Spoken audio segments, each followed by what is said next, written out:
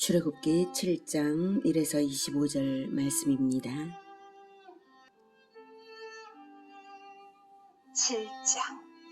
여호와께서 모세에게 이르시되 볼지어다 내가 너를 바로에게 신같이 되게 하였은즉 내 형 아론은 내 대언자가 되리니 내가 내게 명령한 말을 너는 내 형 아론에게 말하고 그는 바로에게 말하여 그에게 이스라엘 자손을 그 땅에서 내보내게 할지니라. 내가 바로의 마음을 완악하게 하고 내 표징과 내 이적을 애굽 땅에서 많이 행할 것이라. 바로가 너희의 말을 듣지 아니할 터인즉 내가 내 손을 애굽에 뻗쳐 여러 큰 심판을 내리고 내 군대 내 백성 이스라엘 자손을 그 땅에서 인도하여 낼지라. 사랑하는 형제 여러분, 6월 28일 화요일 새벽 묵상에 오신 것을 환영합니다. 하나님은 인류를 죄로부터 구원하시기 위해 그리스도를 보내실 언약을 주셨습니다. 그리스도를 왕으로 보내시기 위해 아브라함을 선택하셨고 별같이 많은 후손과 영토가 될 가나안 땅을 후손에게 주마하고 약속하셨습니다. 그리고 그 후손들이 애굽에서 종살이를 한 후에 출애굽할 것도 미리 알려주셨습니다. 이제 때가 되어서 하나님의 대리자로 모세를 애굽에 보내셨고 여호와의 백성 이스라엘을 보내라 라고 바로에게 말하라고 시키신 대로 모세가 말을 했는데요. 바로는 오히려 이스라엘을 억압했고 이스라엘 백성은 모세를 원망했죠. 그래서 모세가 하나님께 하소연했더니 하나님은 그래도 다시 똑같은 말로 말하라고 하셨습니다. 그러자 모세가 이스라엘 백성들도 내 말을 듣지 않는데 바로가 어찌 듣겠습니까? 나는 입이 둔한 사람입니다. 이랬어요. 모세는 큰 착각을 했던 것이죠. 바로에게 말하는 이유는 바로를 달래고 설득하기 위한 것이 아니죠. 말솜씨가 필요 없습니다. 선포만 하면 됩니다. 모세는 하나님의 대리자니까요.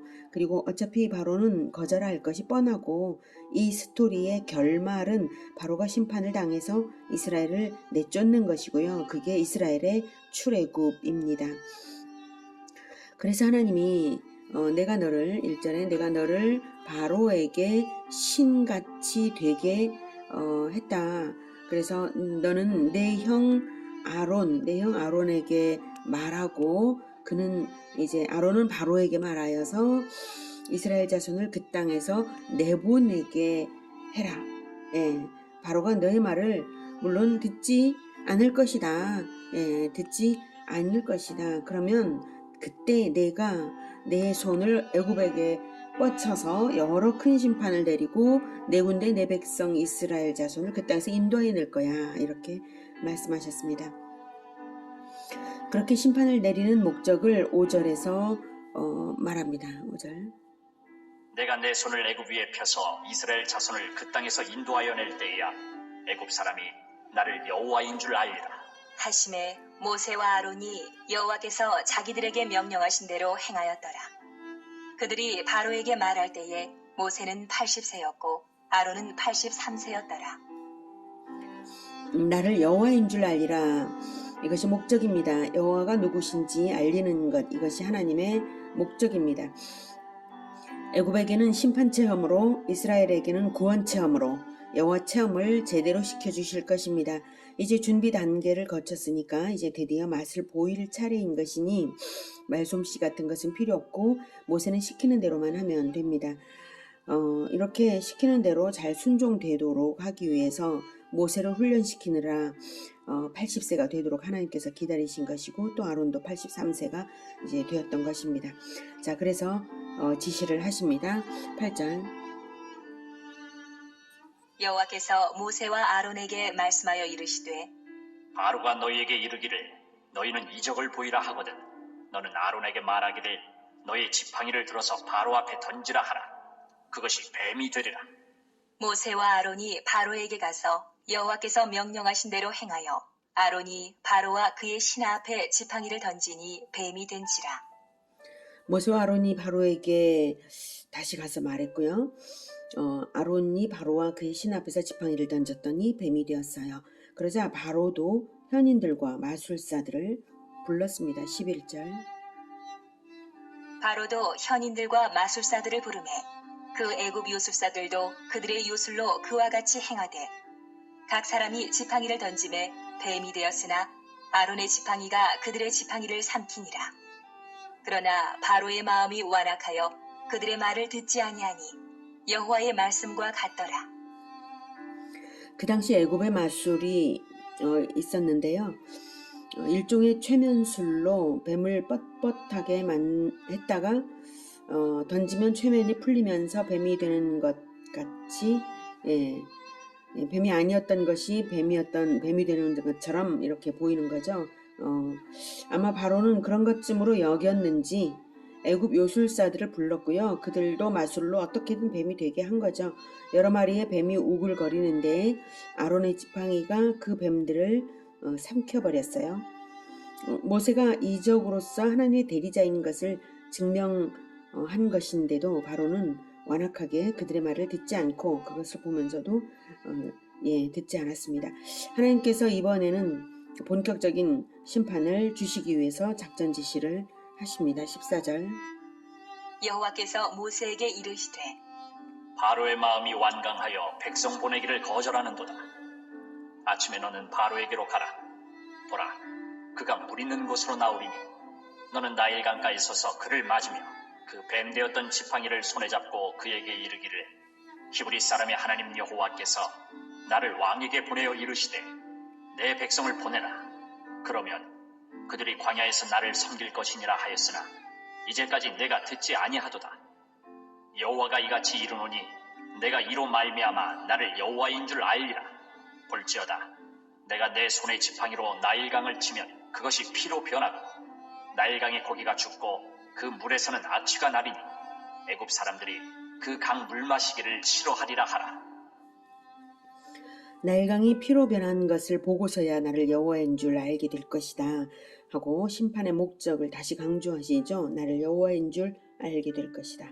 그래서 그대로 말씀대로 아침에 나일강가에 갔더니 정말로 바로와 신하들과 애굽 요술사들이 우르르 나왔어요. 아마도 나일강의 신에게 제사하러 나왔던 것 같습니다. 그래서 말씀하신 대로 했어요. 19절.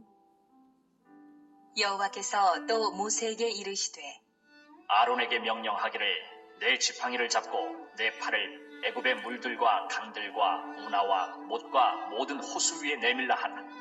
그것들이 피가 되리니 애굽 온 땅과 나무 그릇과 돌 그릇 안에 모두 피가 있으리라. 모세와 아론이 여호와께서 명령하신 대로 행하여 바로와 그의 신하의 목전에서 지팡이를 들어 나일강을 치니 그 물이 다 피로 변하고 나일강의 고기가 죽고 그 물에서는 악취가 나니 애굽 사람들이 나일강 물을 마시지 못하며 애굽 온 땅에는 피가 있으나 애굽 요술사들도 자기들의 요술로 그와 같이 행함으로 바로의 마음이 완악하여 그들의 말을 듣지 아니하니 여호와의 말씀과 같더라. 바로가 돌이켜 궁으로 들어가고 그 일에 관심을 가지지도 아니하였고 애굽 사람들은 나일 강물을 마실 수 없으므로 나일 강가를 두루 파서 마실 물을 구하였더라.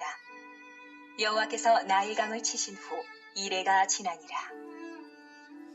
네, 나일강물이 일시에 다 피로 변했습니다. 모세가 아론에게 명령하여서 나일강을 쳤어요. 그랬더니 그대로 되었습니다. 나일강의 고기가 죽고 물에서는 악취가 나고 애굽 사람들이 나일강물을 마시지 못하여 애굽 온 땅에는 피가 있었고요. 자, 그런데 이번에도 애굽 요술사들에게 자기들이 그대로 행하게 했고 자기들의 요술로 비슷한 흉내를 냈어요. 그게 흉내일 뿐인 것은 이미 모세와 아론이 나일강을 칠 때에 나일강 전체가 피로 변했기 때문에 애굽의 요술사들이 한 것은 비슷한 눈속임에 불과한 것이죠. 설령 진짜라 해도 이게 우스운 점이 자기들의 생명줄기인 나일강이 피로 되었으니까 나일강을 원상 복구해야 여호와를 이기는 것이지 지들도 흉내를 내면서 여호와를 따라하려고 하다니 정말로 우스운 일이죠.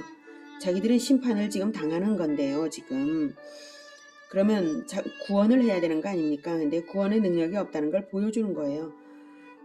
그런데도 바로는 마음을 완강하게 해서 궁으로 돌아갔어요. 나일강이 피로 되거나 말거나 관심도 안 가졌습니다. 도대체 애굽을 누가 구원할 건가요? 예, 애굽 사람들은 물을 못 마시니까 난리가 났죠. 온 애굽이 우물을 파느라 삽질을 해댔습니다. 하나님이 나일강을 피로 만드신 이유는 나일강이 온갖 우상 숭배의 원천이기 때문에 그 나일강의 신들에 대한 심판이고 애굽의 우상 숭배에 대한 심판인 것입니다. 나일강을 하사했다는 생명의 신 오시리스, 나일강의 신이라는 크눔, 또 다른 나일강의 신 하피, 이런 신들이 나일강을 회복시키지 못하고 제1라운드는 여호와의 승리가 되었습니다. 이렇게 여호와의 승리가 명백히 나타났는데도 일주일간 바로는 여호와 하나님 앞에 자기를 낮추지도 않고 승복하지도 않았습니다. 바로는 그저 고집 그거 하나밖에 없어요. 8장에서는 이제 하나님께서 제2라운드를 진행하실 것입니다. 애굽 왕 바로는 계속해서 승복하지 않고 마침내는 심판을 당할 전망입니다. 이것은 역사에 나타난 신들의 대리전이라고 할 수 있습니다. 제2라운드부터 제10라운드까지 애굽의 대표적인 신들이 패배하고 심판당하는 것이 계속해서 나타날 것입니다. 사실 인류의 역사는 에덴 동산의 영적 전쟁에서부터 시작해서 영적 전쟁이 아닌 적이 없습니다. 역사까지 검증할 것 없이 나 자신을 잘 들여다보면 늘 영적 전쟁이 있습니다. 누가 왕이냐, 누가 주인이냐 하는 영적 전쟁입니다. 바로는 자기가 왕이고 자기가 주인이기에 하나님께 승복하지 못하는 것입니다. 반면에 모세는 뱀되었던 지팡이처럼 하나님의 손에 붙잡혀서 하나님의 대리자가 되었습니다. 6장에서만 해도 자기의 말솜씨로 바로를 설득해서 출애굽을 해내야 하는 줄로 착각하고 있었는데 금세 바뀌어서 이제는 가라 하면 무조건 가고 선포하라는 대로 선포하고 이적을 행하라는 대로 행하고 있지 않습니까? 전쟁의 주인은 하나님이시고 자기는 종이기 때문에 이루어내는 일입니다. 오늘의 가르침은 우리에게 두 가지 관점으로 자신을 검증하게 하십니다. 첫째는 나는 바로처럼 스스로 왕좌에 앉은 자인가 아닌가 하는 것입니다. 무엇이든 자기를 위하여 자기 기준으로 하고 고집스럽게 하고 하나님을 모르는 것이 자기 자신을 우상화하는 것임을 알아야 합니다. 둘째 관점은 나는 뱀되었던 지팡이처럼 하나님 손에 붙잡혀서 쓰임받고 있는가 하는 것입니다. 첫째 관점은 하나님을 위하여 사는가 나 자신을 위하여 사는가 하는 인생의 목적을 묻는 것이고요. 둘째 관점은 하나님의 방법으로 사는가 내 방법으로 사는가 이것입니다. 목적과 방법 이 두 가지에서 우리는 하나님께 합당해야 합니다. 하나님을 위하여 사는 것이 가장 복됩니다. 그리고 내 방법을 내려놓고 하나님의 방법을 따르는 것만이 완전한 승리의 길입니다. 이것에 대한 모범으로서 예수님께서 십자가를 지시지 않았습니까? 하나님의 목적을 위하여서 자기를 완전히 드렸습니다. 오직 예수님께는 자기 자신도 왕이 아니요 오직 하나님 아버지를 왕으로 섬기는 그러한 진정한 왕이셨습니다. 그리고 완전히 자기 자신을 내려놓고 하나님의 방법대로 따랐습니다. 그래서 십자가가 진정한 진리를 보여주는 것입니다. 누가 왕이냐, 누구의 방법을 따르느냐, 이 묵상으로 은혜를 얻는 하루 되시기를 바랍니다. 기도하겠습니다. 하나님, 우리는 예수님께서 십자가의 대속의 피로 우리를 값주셔서 사셨으므로 우리의 삶이 나 자신의 것이 아니라 하나님의 것입니다. 예수님의 것입니다. 예수님이 우리의 왕이십니다. 그러니 이것을 잊어버리지 말고 주인 행세하지 않도록 우리들을 붙잡아 주시옵소서.